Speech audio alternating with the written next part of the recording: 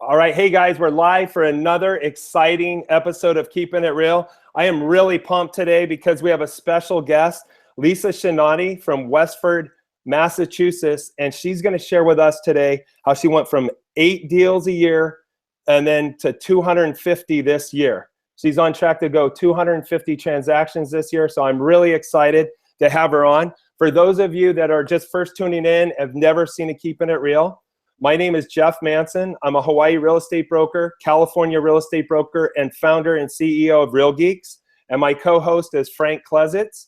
He's the CEO of Vyral Marketing. And he's going to go ahead and share with you right now how to follow these episodes and get updated and get notified when we have these. Cool. Thanks, Jeff. So, hey, guys, I'm Frank. KeepingItReal.com. If you haven't noticed over the past couple months, brand new website. KeepingItReal.com. You can watch all the shows. How long have we been doing this, Jeff? Almost over 2 years. Yeah, over 2 years. And we're going to crank it up. Many good episodes. KeepingItReal.com. We're also on iTunes. Search Real Geeks on iTunes. YouTube, Real Geeks channel on YouTube. We post them there and on Facebook. That's the Real Geeks Facebook, yes. And we also post every past episode on the Real Geeks blog as well with the embedded video and something like a synopsis or summary of it. But anyhow, let's dive in deep. And get going. I'm going to tell you a little bit about Lisa. She did 8 deals in 2015. She was a part-time agent. I think she'd been in the business for a while, and she was a full-time mother. She has 2 children.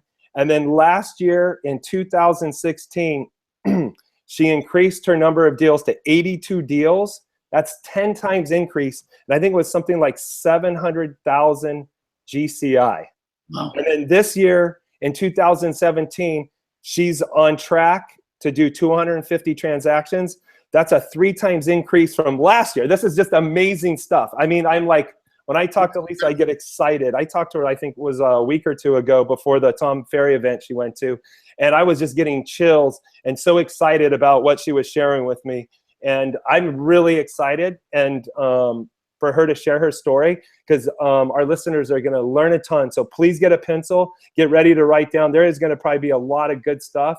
And what I really like about Lisa is her mindset. She's rock solid, and she's a very persistent and focused person. And she's somebody that I really highly admire. And she's also a Real Geeks customer for somewhere right around 2 years. So Lisa, thanks for joining us. Thanks for having me. All right, Lisa, great. You're a mom too, right? You gotta say you're a mom. I have 2 girls. What ages? 13 now. So that's a heck of a jump to what you've accomplished. I'm excited to hear the story. Yeah. So Lisa, what I want to start is the beginning. I'd like to go through kind of like, hey, how long you've been in the business? What you were doing when you were doing 8 deals a year, what that kind of looked like, and then what changed in your life or your mindset or what have you, what actually changed for you to then in 2016 do 82 deals? And then I'd like to dive in deep of what you were doing, how that looked, and then we'll come present. But I want to go through the whole progression and dig out as much of what you were doing at each one of those stages and how you progressed. Is that cool? Absolutely. Let's do it. All right, great. So back in 2015, you were doing 8 deals a year. What did that look like? What were you doing? So clearly very part-time, right? I would work whenever I kind of felt like it. Was not somebody you would ever see in an office. I would go to host open houses as my brokerage had new listings that needed open houses. Did a little bit of networking, but was kind of the secret agent, right? Never really broadcast it, just kind of did my thing. Didn't really care what I did or when I did it. Most of my business did come from open houses at that point in time. Okay. All right. So you're doing a business from open houses. You're kind of plugging along, really no motivation. What, and when did it change? Did the mindset or your shift to really get serious change in 2015 or sometime in 2016? Yep. So in the summer of 2015, my brokerage got sold, the brokerage that I've been working at. And I stuck around for a little bit. But it wasn't the right fit for me at that point because I still just wanted to be a part-time person.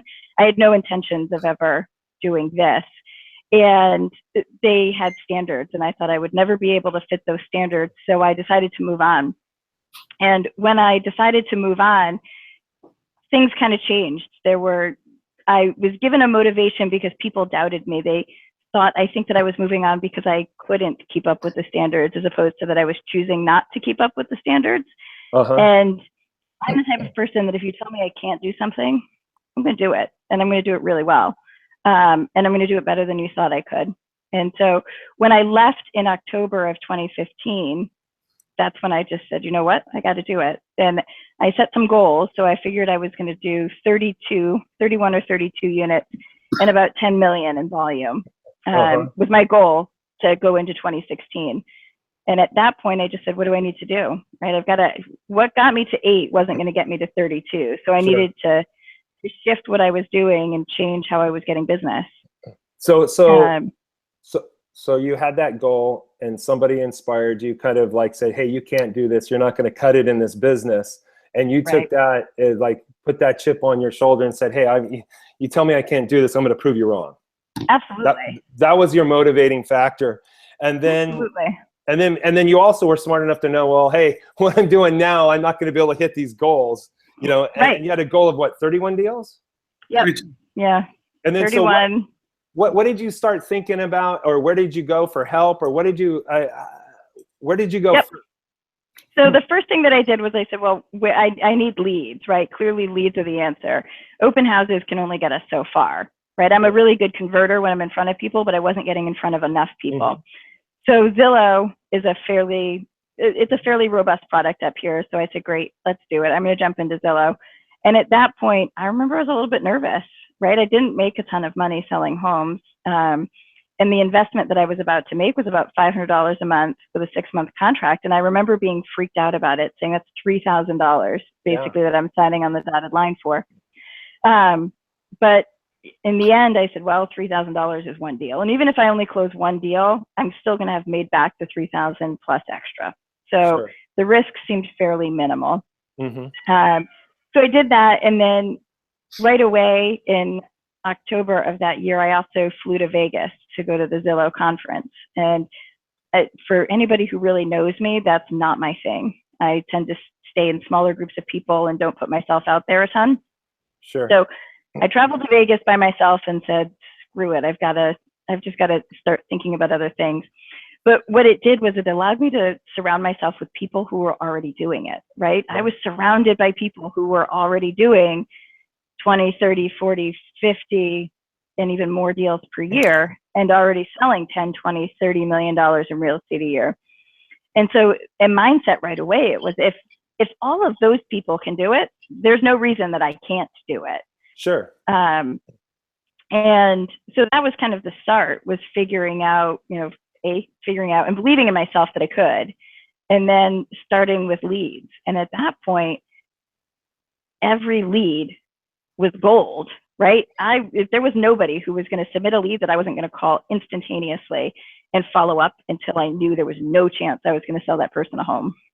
All right, so there's that persistence, and the first take I got of this first conversation is you went out of your comfort zone and you were willing to take some risk.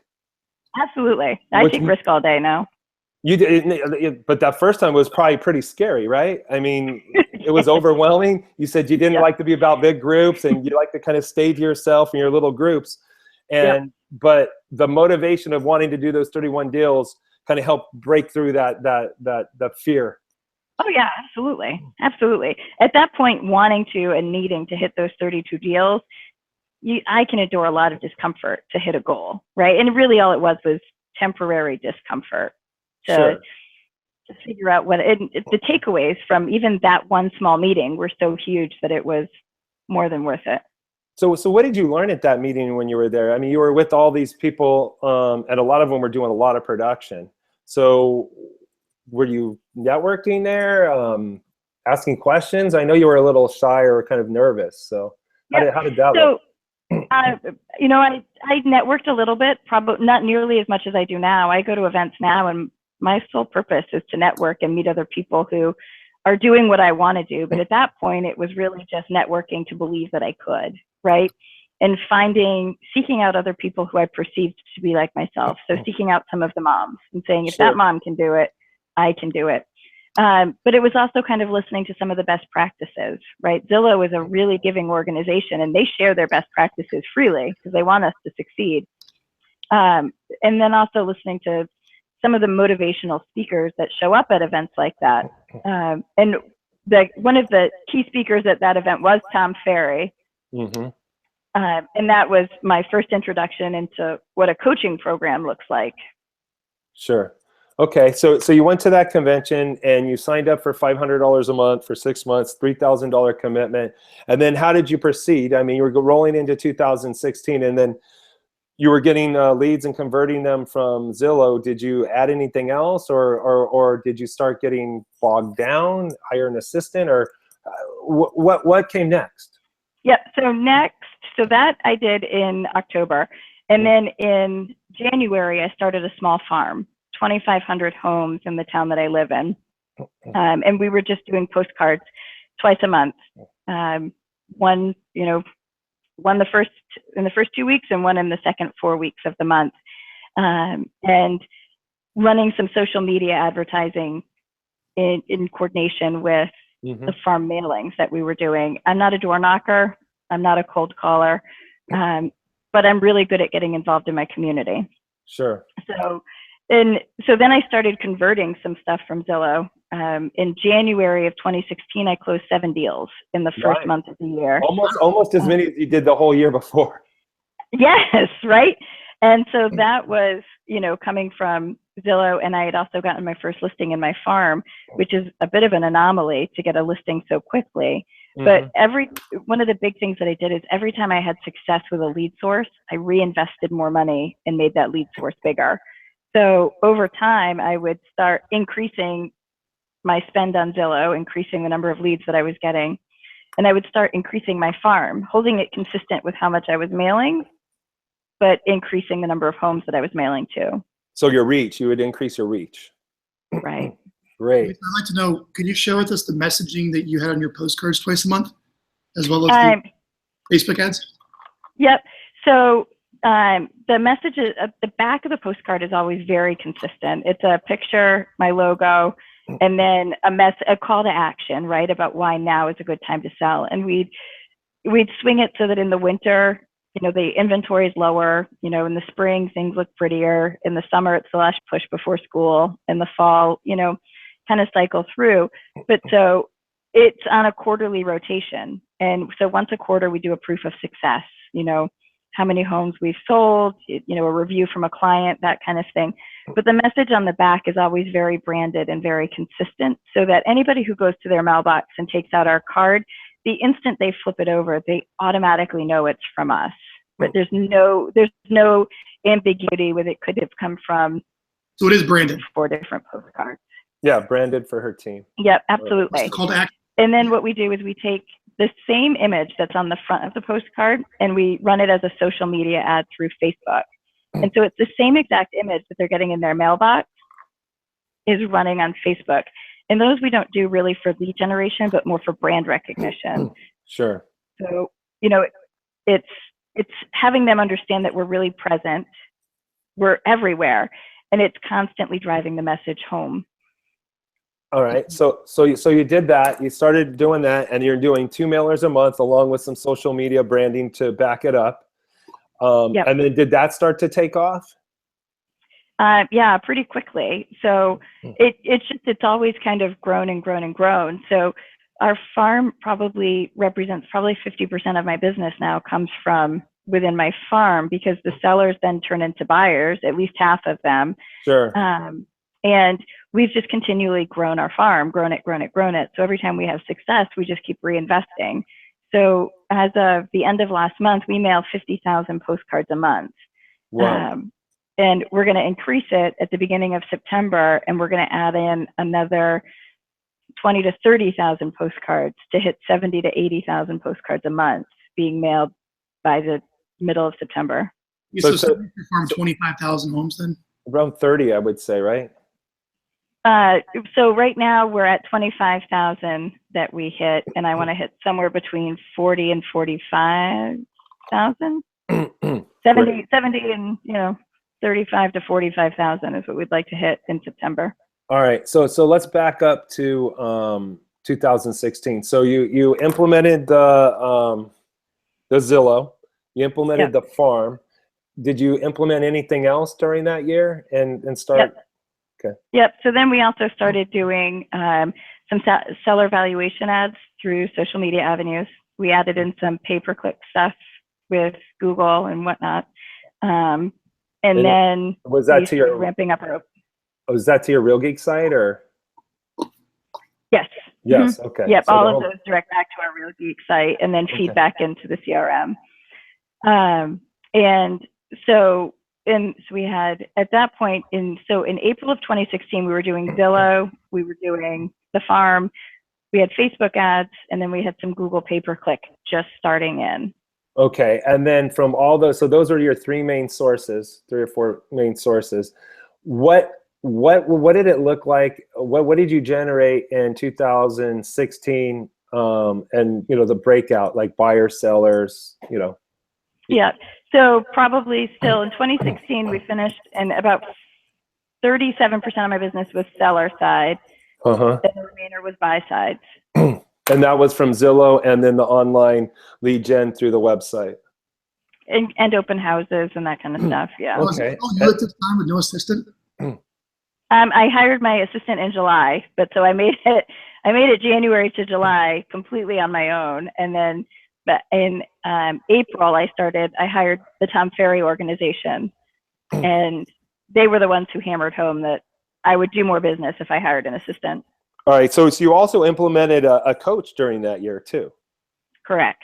So you were starting to go all in and remove the fear and just go for it. Like, I just got to do this. All right. And then you ended up with 82 transactions that year. I sure did. Yep. And it was just mainly you and an assistant, correct? Correct. Yeah. And I was giving out referrals to, I had a couple of friends in the office that I worked in, and I would just hand out referrals, extra leads that I wasn't able to convert. And it was better to give them to somebody else and take a referral fee versus letting them go. How many of those did you get?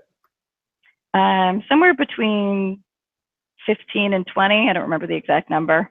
So from your online lead generation, you can handle all the leads. So you just said, hey, I got these leads. Will you go work them? You got 15 to 20 referral fees on top of your 82 transactions. Correct. Yeah. Okay. I have to jump in, go a little deeper on this, because this is absurd. Like, just by spending some money on Zillow and by starting a farm with 2 postcards a month, and then just running some pay-per-click to your site, I would like to spend some time, Jeff, and going a little deeper. Like, that's an insane amount of leads you generated. Let's see if it's like, was it your behavior? Was it your mindset? Was it the market? Was it just? I would guess it's both. But so let's back up. So what was your? Let's attack the Zillow first, and then the online lead generation. Kind of the procedure and what she did and how she worked out and what system she was using. Well, I think, looking at it first, clearly I was like a pit bull with a raw steak, right? There was no lead that I was not going to get followed up on, right? There was nothing that wasn't going to get followed up on. My speed to lead was insanely fast, if I don't toot my own horn, because I was so motivated, right? But then the other part of it is I think I'm a fairly good converter, right? If I can get in front of somebody, I can sell them on myself. If I can't sell myself, I can't sell anything else. Sure. So you're quick to lead. You're following up. You're calling them within minutes. Mm-hmm. And then if you don't get them, were you leaving a voicemail? Not always on the first call. So it would be the first call, no answer. Send a text message. Call back in the afternoon, no answer. And I'd usually leave a voicemail in the afternoon if I wasn't able to get a response from the text message or they didn't answer earlier in the day. We were also, we have a drip campaign that goes out. So they were getting some, automated emails that were going out very regularly. That was exceptionally consistent in what we were doing. Not a huge response off of it, but it's nice to know that the extra touches were there. And I find longer term, those have kept some warm that we may not have been able to convert without that. And then, so if you don't get them the first day, let's say like an online lead gen from like your Real Geek. So let's say if you don't get them that first day, what were you doing the second and third day? I'm still calling. in general, I think the touches. I believe in a lot of touches. They reached out to me first, right? Sure, So yeah. I don't ever feel bad about calling and calling and calling. And as I've grown my team, that's one of the things that I try to drive home to the agents who work with me. They reached out to us. Yeah. So we shouldn't feel bad for calling and calling and calling. And we try to continue even now, 10 days of regular contact before we even think about sending them back somewhere else. Or no, we never give up. There's no give up. Yeah, see, I think that's the biggest problem, because I think in this business, Frank and I talk to a lot of agents, and you probably network with a lot of agents. I think the biggest problem is the conversion problem, not getting the leads. And most agents call maybe once, maybe twice, and they give up. Right. They give up. They're like, oh, they're no good. Or they talk to them, and because they give them a little bit of resistance or maybe some sort of objections because they don't know them yet, so they feel like, oh, that, and then in their mindset is bad, like, oh, all these online leads are crap. So therefore, the minute somebody gives them any kind of resistance or pushback, they say, yep, subconsciously, yep, I knew they were bad. I'll just call it, all these leads are crappy. How do you get over that? How do you get over that? Because you're going to keep calling them, right? If they Absolutely. give you any resistance? Yeah, buy or die, right? And I think part of it is understanding the objections that you're going to get, and rehearsing the scripts well enough to know, how do we come back from the objection, right? Oh, I was just looking. There's a retort to I was just looking, right? And keeping connected with that person who's just looking, because that just looking person is going to buy or sell sometime in the future.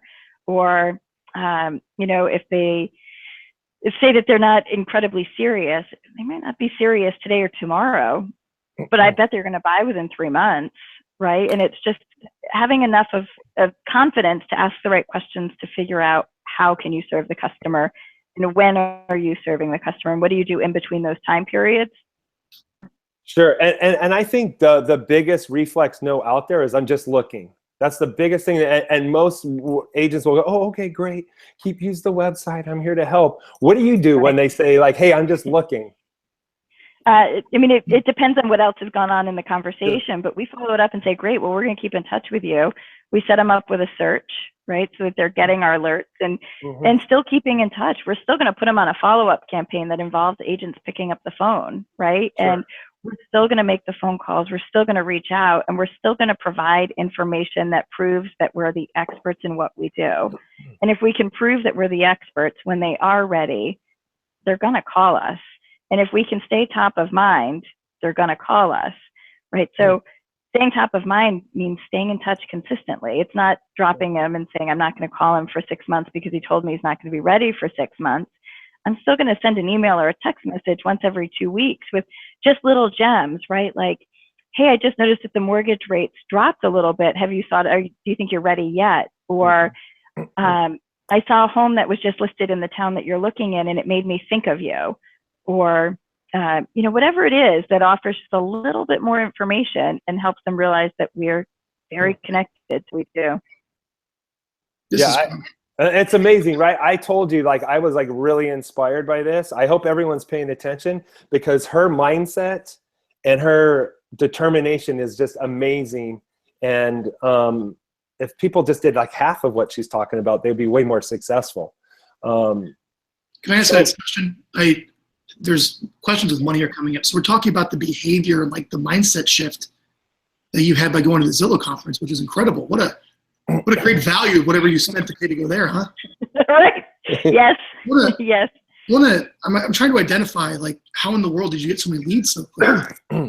And one of the things that you said is you were able to overcome the fear of losing principal on your marketing investment. That was very unlikely. And also you had the discipline to reinvest. How did you overcome your fear of money and have the discipline to reinvest when you work so hard for a commission? You didn't go spend it on something nice. You put it back in the marketing. Yep. I think it's just understanding it. Hey, you have to believe in yourself, right? And I knew that I knew I wasn't going to squander it, right? If I was going to spend the money on doing this, I was going to make it worthwhile. But I also believe in my ability. I believe in myself enough to know that if somebody tells me, and I guess maybe that's what it comes down to in the meat of the matter. If you tell me what to do, I'm going to do it. if you can show me that by doing a certain action, I'm going to have a certain result, I'm going to do it. I don't do anything that nobody else does, but I'm really good at following directions, and I'm really good at what the Tom Ferry organization calls R&D. I rip off and duplicate. I listen to everybody around me. And if you tell me you've had success with a certain Facebook ad, guess which Facebook ad I run about a week later, right? If you tell me that you've had success with a script, guess which script I learn and memorize a week later. And, you know, if it works in Alabama, does it work in Massachusetts? Not always, but no harm, no foul, right? I mean, I can't know until I try it. And when you try it, you keep trying. You don't try it once or twice. Oh, no. You got to give it time. Yeah, 6 months. Everything with the exception of like a specific Facebook ad, I'll try that for 30 days or so. And if it's not producing the leads that I want, I may move on. But things like my farm, I understand that when I add a new area in, I really have to expect to be all in for 6 months without having the return. I've always gotten it. It's consistency, and it's constantly doing it and believing that eventually it's going to pay off. And when it does, it's going to pay off in spades and not giving up too soon. Yeah, I think, like I said earlier, I think that's the biggest problem is most agents, they start something, they're so excited, or they hear something and they try it maybe a week, 2 weeks, 3 weeks, and then they're not getting the results quick enough. So they declare it doesn't work, so they just give up. Right. And I see that in my own office. You know, I will have other agents come up all the time, and they'll say, "What do you do? How do you do it?" And I'm say farming. That's my biggest source of listings is through farming. Well, what do you do? And postcards. And I'll give you my postcards and say, take them, change the backs, don't take my branding, but use the same postcard. And they'll do it for a month, 2 months, and they don't get any listings off of it. And they're like, it doesn't work. It doesn't work in this area. And I don't believe that's true. I think they just didn't stick with it long enough. Right. All right. And so those were the main things for 2016. And then you hired the coach, you hired an assistant, and then rolling into 2016, you set a goal of 250. Yep. So coming into 2017. So in 2017. Yep. So in September, I moved brokerages again, which was a little bit disruptive, but it was the best decision for my business.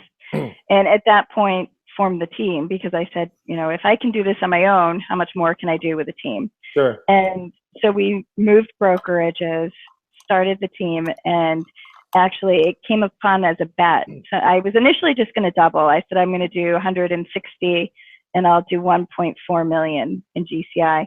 And somebody bet me that I couldn't triple and do 2.1 million in GCI. And well, you have to take a bet, right? So we made it a bet. And then it's really just working backwards from the numbers. And everything in real estate is a numbers game. If I know that I need a certain number of closings, I know that I need a certain number of appointments. If I need a certain number of appointments, I know I need to have a certain number of conversations. To have that number of conversations, I need a certain number of phone numbers. And how do I get the phone numbers?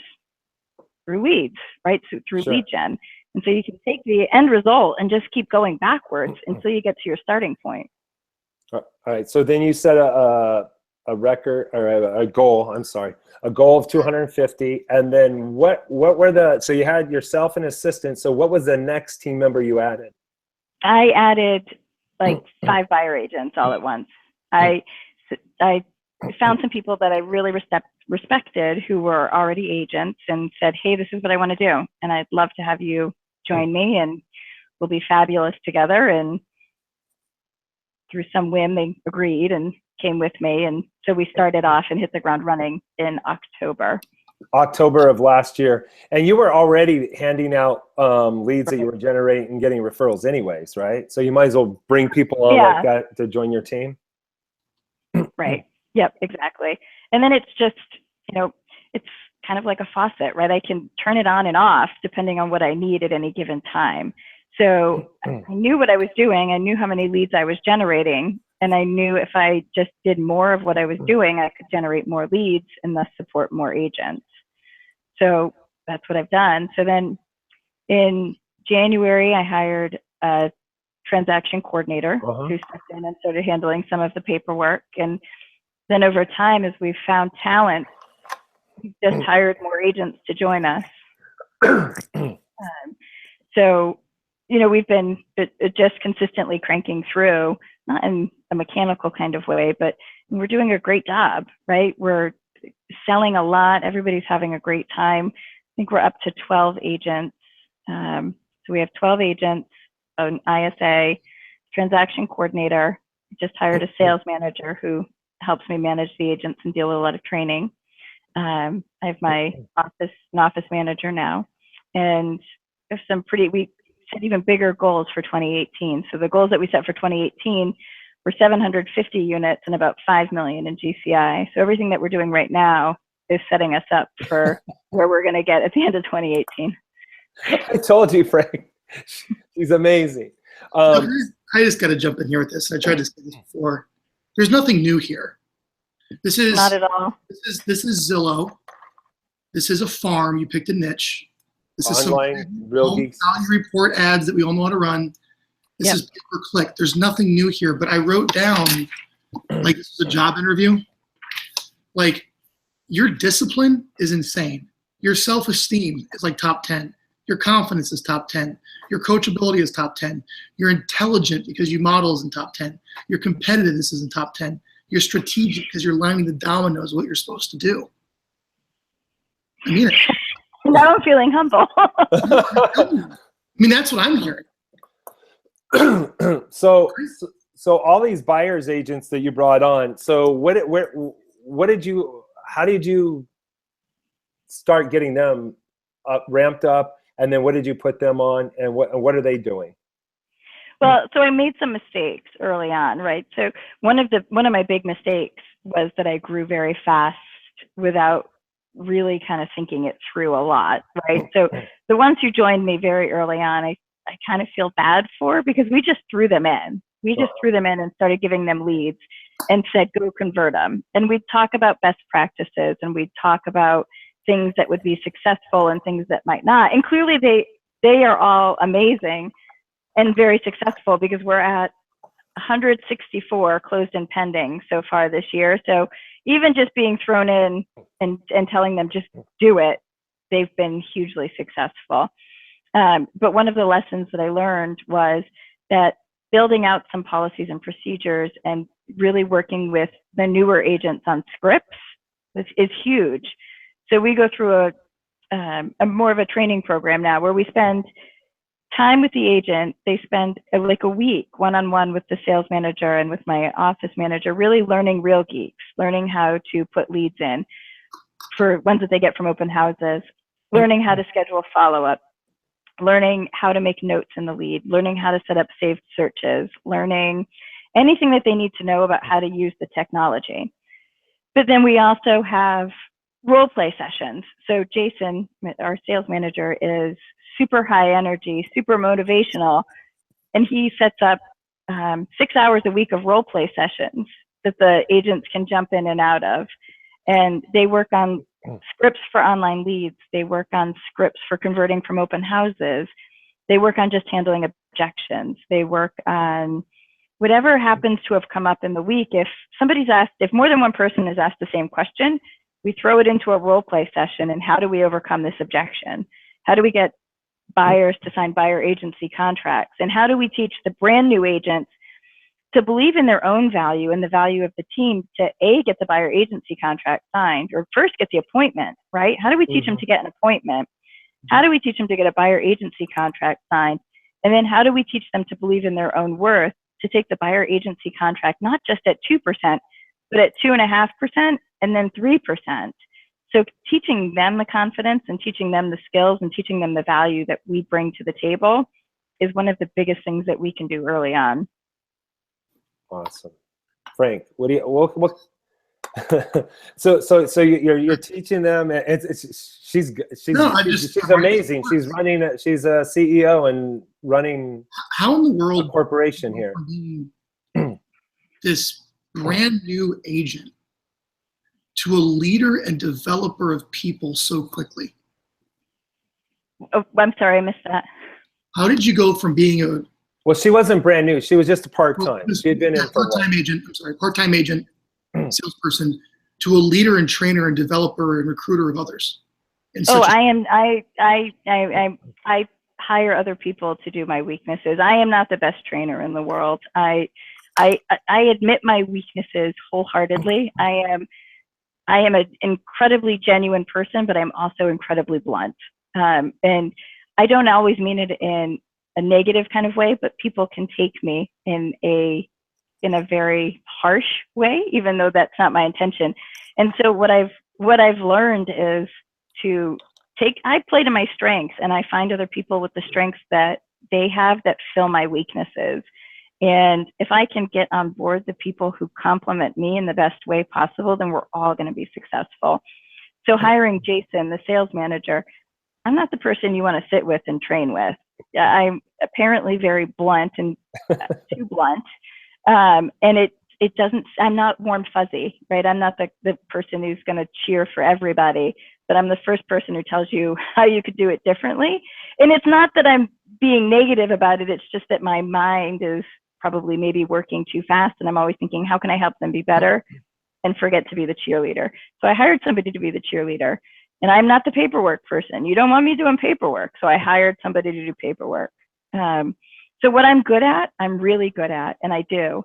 And what I'm not good at, as soon as I can admit that I'm not good at it, hire somebody else to do it. So you learn to delegate. I'm learning to, it's still a work in process. When I still have not given up control of my own email account, which is a bit of an issue. Yeah, it's a bit of an issue for me too. I hate my email. There's a lot of questions. We can go into some questions. Yeah, I would love to start getting some questions. Is there anything else that we should know that we didn't talk about in 2016? Or you're going to do 5 million next year, and how many transactions was that again? Our goal is 750. 750. So what do you, before we get into questions, what are you planning on doing now to make that shift? I mean, you've hired all these people, you're training them. That's probably a big part of it. Is there anything else that you're going to be doing, or any other lead sources, expired FSBOs? Yeah, I'm not an expired person. I've realized if somebody else hasn't had luck, I probably am not the best person, again, because I'm not warm and fuzzy to step in and work with somebody. So expired FSBOs, not so much. So what we're doing to put ourselves in that position, so we're turning on the faucet. I'm going to start increasing the lead flow, but we've also hired additional ISAs. So I'm going to have a team of 3 to 5 ISAs in place by the end of Q1. I'll have 3 in place by the end of Q4, and hopefully 5 in place by the end of Q1. We're going to be inbound, right? Yeah, it's handling the inbound stuff, and I'll have one who's handling outbound phone calls for listings. It's just I found that those are the hardest positions to fill. Finding ISAs who love it and who are really good at it is tough. And how are you going about doing that? I use WiseHire for recruiting purposes. I use social media, and then word of mouth. Right? We talk to everybody, and like I said, if I find talent, it doesn't matter what you're doing now. If you've got kind of the right skill set, we can teach you to sell houses. That's not an issue. If you're motivated and committed and have some basic talent, we can help you. Awesome. All right. So you're hiring those ISAs to handle all the inbound. You're going to turn up your lead gen. And how are you doing that? You're increasing your farm size. And then are you still doing Zillow? Yeah, absolutely. And we're just going to increase it, right? So I don't remember what we have. We have maybe 10 zip codes right now, and I'm going to double down on Zillow. That's my commitment it works, right? If anything works, we clearly have figured out how to make it work, and I can increase the revenue, increase the sales, and increase the productivity just by doubling down. It's scalable. I think that's been the one thing that I've learned, is creating a scalable business. Sure. And then you're going to double down on the online to the Real Geeks website as well? Absolutely. Yep. So we're going to double down on Facebook. We're going to double down on pay-per-click. And the tough part, I almost fell into my own trap of giving up on pay-per-click, but it's just a much longer lead source, right? Zillow leads we can convert in a matter of a couple of showings. But I just found, the listing that I just signed 2 weeks ago, it came from the very first Facebook ad lead that I ever received. And it took me 18 months to convert it. And it took me 16 months just to get the appointment. But consistent follow-up, I wasn't giving up. Consistent follow-up, I got the appointment, got the listing, and it's under agreement. So the leads are now, medium, and out there. You follow up with all of them. Absolutely, and buy or die. If we don't make it dead until we know there's no chance that we're going to be able to convert it. I'm going to ask you what are you doing for your center of influence past clients, your database? Because that's like real estate 101, right? How are you doing with that? Not as well as I would like to. So we definitely have the opportunity to grow there. We're really good at past clients. So we do 2 client appreciation parties a year. So like we just had one 2 weeks ago, and we invited all of our past clients to the Lowell Spinners game. It's our minor league baseball team here. And we did a cookout beforehand, invited them to the game. They got to carry the big American flag onto the field and then tickets and watch the game and fireworks. In the winter, we did a giant ice skating party with cookies and hot cocoa and ice skating. And so, past client stuff, we're really good at keeping in touch. We're really good with working it. We need to do a little bit better job working our own SOIs. Right. And so your past clients, besides those 2 events, are you sending them some? Are you setting them up on any like sold searches and market reports like I've been telling our customers to do? Or Yeah, we do market reports, and we set it up so we keep them in the database, and we set up so one of our TC's objectives after the closing is she goes in and she sets follow-up for every quarter, so that the agent is being cued to pick up the phone and make a phone call and touch base. So you're doing that for your past clients, but you haven't really implemented on the center of influence or sphere of influence. I feel bad admitting that. No. That could really help you hit that 5 million, right? If you implemented that. Because you have 12 agents now, right? Is that right? What was that? Yes, you have 12 agents. Is that correct? Right. We're going to be at 20 by Thanksgiving. We'll be at 20 agents by Thanksgiving. So it's a huge opportunity for us if we can get all of our agents properly leveraging their SOIs. It could be amazing for us. Cool. Yeah, if they actually uploaded them into the Real Geek CRM and started calling them and going through that script. Do you want me to go through the script real quick? I can role play it with you. Yeah, no, I would say, hello, is Lisa there? Speaking. Hey, Lisa, this is Jeff with American Dream Realty. I'm giving you a call today because I have a lot of friends just like you that have asked me to keep them updated on their real estate investment. I can go ahead and set you up on a sold search on my website. It will actually send you sold properties in your neighborhood. And it's also updated every 5 minutes from the realtor's computer, the MLS. So you'll be able to search live listings from the MLS. It's totally updated. It will also send you a monthly market report. Is that something you'd be interested in as well? Wow, that sounds amazing. I don't have to do anything? You don't have to do anything. I'm just going to set you up and you'll start getting those sold properties in your neighborhood, the ones you're always curious about what they sold for. And you'll also get a monthly market report with a snapshot of what's going on, what's currently on the market, what's under contract, and what's sold. Does that sound good? That sounds awesome. That sounds great. All right, great. So it's that easy. No. All right, so all Real Geeks customers, you need to be doing that because that is Real Estate 101. All right. Frank, what kind of questions do we have? I'm blown away by Lisa's tenacity and leadership and just what she's been able to accomplish in such a short time. She's amazing. Lisa, you're pretty inspiring. You should be pretty proud of yourself. Yeah. Casey asks, great. How do you track all of the calls and leads that come in from your marketing?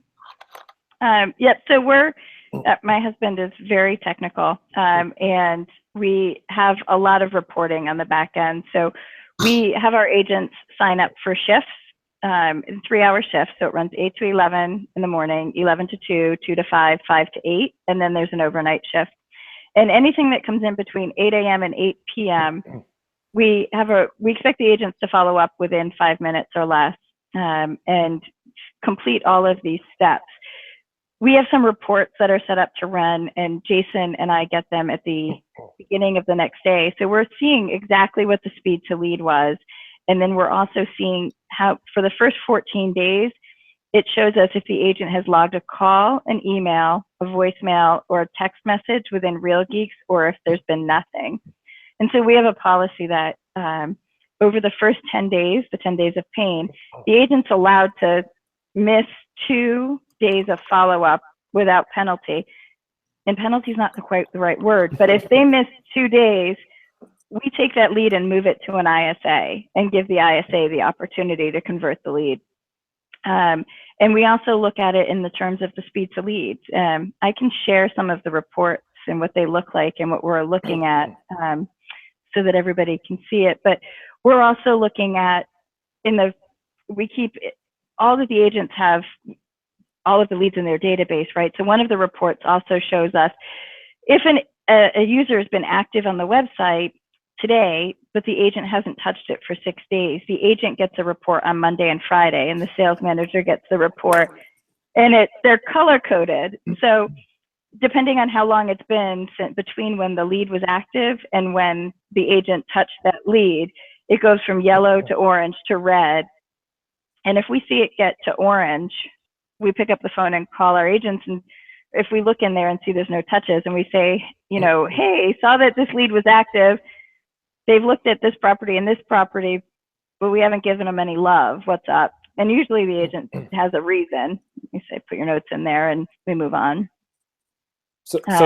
So you're teaching them to follow up on anyone that's adding favorites or active on the website, and they have to do it within so many days. Yeah, absolutely. Those are the easy ones to convert, right? Like I can look in everybody on that report and tell every agent, you can probably pull 3 to 5 deals out of your database tomorrow if you chose to. If you chose to really focus on it, I could probably find 3 to 5 deals in your database. Leslie asks, Leslie Harper, what was her spend on each lead source in the beginning? Because you're probably starting off. Financially, what did you start off with when you got going? Yeah, so it's completely different than it was when I first started, right? So I shared that at first my Zillow spend was $500 a month, which to me was a lot of money at that point in time. Right now I spend somewhere around $8,500 a month on Zillow, and like I said, I'm going to double down. I don't know that I'll get to 17,000, but I'll probably be at 15,000 on Zillow by the end of the year. Facebook ads, it depends on the month, and it depends on what we have for listing inventory, but we're probably somewhere around $1,000 to $2,000 a month on Facebook ads. And then Google pay-per-click stuff is probably $500 to $1,000 a month. And then my farm is the biggest part of it. So I'm probably at around $10,000 a month in postage and $3,000 a month in print costs. But that's going to generate 2 million gross, 2 million in gross commissions. So right, yeah, we're on target to be somewhere between 2.2 and 2.3 this year in GCI. So every lead source is profitable, and it's not just profitable at a factor of 1 or 2. The Zillow is profitable 8 times my investment, right? And on average, at the end of the year, when it's annualized out, I'll make back. Well, the team will have made back about 8 times what I spent on Zillow. My farm isn't quite that profitable just yet because it's still growing and it's still very large, but it returns at the end of the year, will return about 3x what my investment was in my farm. Amanda Johnson asks, how long did the farming postcards take before you started seeing the leads come in? My coach is trying to tell me that farming is too much money and only works for the long game. Well, I think it depends. So I think it's not unheard of for it to take 6 months to get your first listing, but I think and I'm not the best example of this, but if you're really doing it the right way, I think you can make it pay off a lot quicker. So I admittedly do not door knock and don't make cold calls within my farm. If I door knocked, I think it would be a huge increase. But the size of my farm, I don't have that capability. And where we are, I don't have huge neighborhoods where I could knock on 500 doors in a day. But I certainly think if you were taking a mailing and coupling it with door knocking and coupling it with social media ads, I would expect within 30 days you could pull your first listing. Probably more if you're actually knocking on doors and talking to people. Yeah, and especially if you're doing it around new listings, yours and everybody else's. I think that that's the one thing that we as agents lose track of is most people don't even circle dial around their own listings. And I don't know of many other agents that circle dial around other people's listings. But for somebody who's just starting out with no listings, picking up the phone and calling the neighbors around a brand new listing and saying, hey, did you know about the listing? Here's the price, here's the details. And oh, by the way, would you be interested in selling as well? Or at what price would you consider selling? And there's a bunch of different scripts that agents can use to build business off of stuff that other people are doing simultaneously. Damien asks, what company do you use for mailing and farming? So we do it through EDDM, so Every Door Direct Mail, and I have Marty Long, I'll give him a shout out, over at Umbrella Graphics is my go-to guy. So he designs everything for me. I can email him and say, hey Marty, this is kind of what popped into my head, and he makes it happen. Or I can take something that I saw somebody else did and send it to him and say, I really like it, but I need it tweaked, and he makes it happen. And then he prints it and they get shipped to my office, and then my staff mails them out. You mentioned something I didn't comment on that was key. You know your weaknesses, and you hired a sales manager. A lot of people need to do that when you start getting some agents. Damon also asks, how does your sales manager get paid in that situation? Yep. So he's paid a salary, and then he's bonused off of the team's production. Nice. Do you have any examples of those postcards laying around you want to throw up on the screen? I don't, because I'm not in my office and I'm not where I normally work, but I will, if I can grab into my email, I'll pull out some screenshots, or I can share them in a file somewhere afterwards. That's good. All right, great. Amanda Johnson asked a question earlier, is like, when do you move on to the next farm? And you move on to the next farm when you get enough money to finance the next edition. Yeah, exactly. And you don't move on, you just add. Absolutely. I'm never, even though I, have #1 market share in the town that I live in and #1 market share in the town next door, I don't scale back and I don't stop. They still get the same level of postcards. They still get the same number of Facebook impressions. That doesn't change just because I've been successful there. I keep it going and just keep building on. Question was asked, with all the money you're spending on marketing, how do you compensate your agents to still keep it profitable? They're mostly on a 50-50 split, but we provide a lot of value, right? Or at least I think that we provide a lot of value and hope that they see the value that we provide. So we're providing, obviously, Real Geeks. We're providing Infusionsoft, which we use on the back end with Real Geeks. We provide massive lead generation. The agents don't need to rely on other business. They can all close 20 to 30 deals a year just from the leads that we're providing. What's the average? What was that? What's their average commission?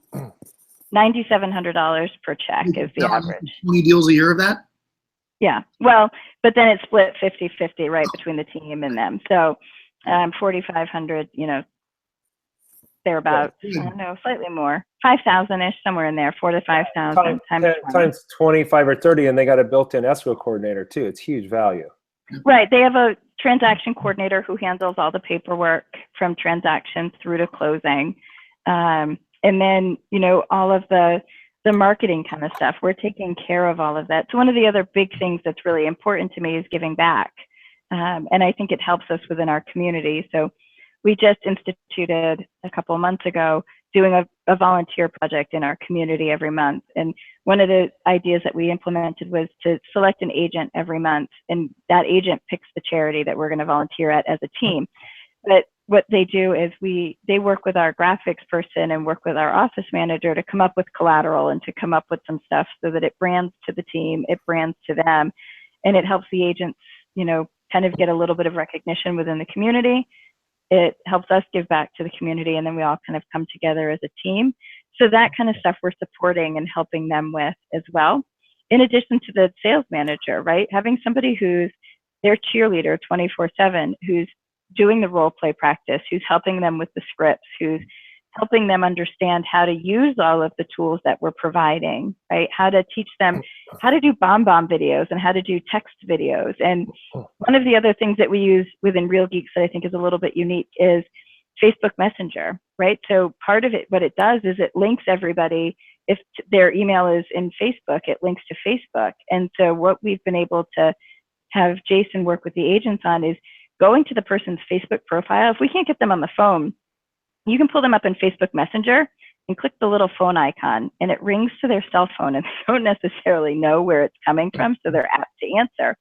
Or if the phone number wasn't legit, right, you can still get them. If their email is linked to their Facebook account, you can still get them on a phone call through their Facebook Messenger on their cell phone.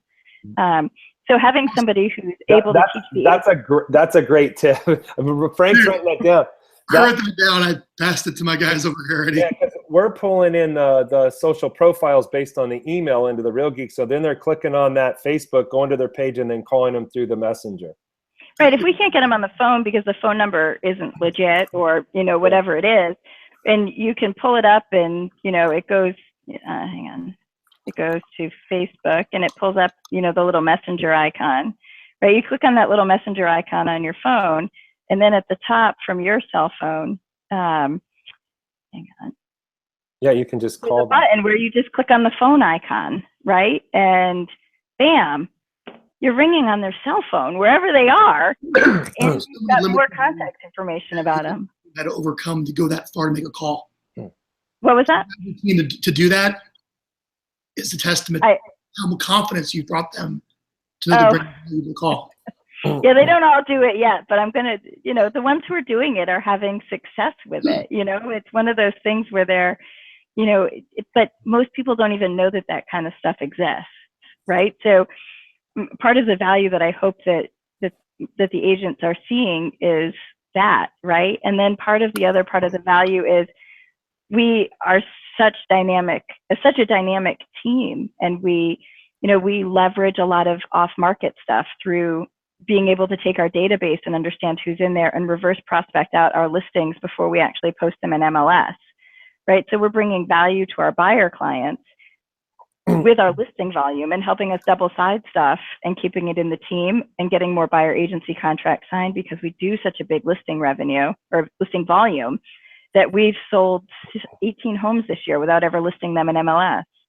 And we say to our buyer clients in one of our first meetings, we don't bring buyers into our non-market listings unless they've signed a buyer agency contract with us. And so it's a value add. It's part of what sets us apart, and it's part of why us, right? And that's part of what we teach our agents, and part of how we can help agents increase their business. Let's get two more very brief questions in. Good question from Amanda Johnson for newer agents watching this, because you went in right with Zillow. Did you have any stats or ratings on Zillow before you went in? Nothing. Wow. Nope. I mean, because you think about it, right? So part-time agent for a couple of years, I didn't really care, right? It was nothing that was important to me and I never used it as a lead source. So I had maybe one review. And then when I was deciding to do it, my sales rep had said, Lisa, you kind of need to, put in your sales. So, quick upload of the database or from my list. But nothing recent, nothing, that you would look at, that a buyer would look at and be like, wow, she's impressive. I'm going to work with her.